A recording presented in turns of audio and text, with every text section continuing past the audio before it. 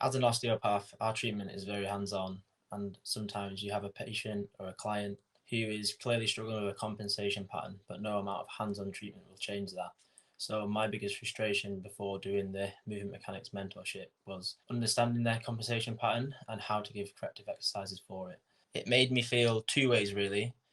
First was sad, to be honest, that it wasn't provided on my university course, because I think it's definitely something that's lacking.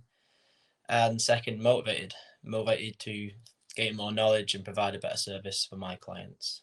My reservations were really financial. I was in university doing my masters at the time, so I didn't have the greatest abundance of finances and I wasn't properly working. That was it really. I was pretty bought in, as I did a fair bit of research on Ash himself, and I thought he articulated his message really well. So that's why I chose the movement mechanics mentorship. Movement in general made much more sense, and I could apply my understanding of anatomy and physiology much better to my clients' specific goals or injuries. Two specific cases that stand out to me are a weightlifter with a rotating squat and snatch compensation pattern, which I managed to help him with. And 2 days later, he BB'd his snatch by 3 kilos with no rotation and no low back pain, which he was suffering with.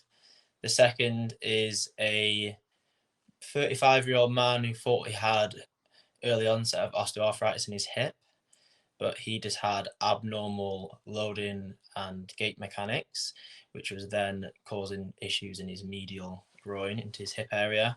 He's over the moon because he was really down in the dumps before that, and he's got back into the gym and he's changed his life around.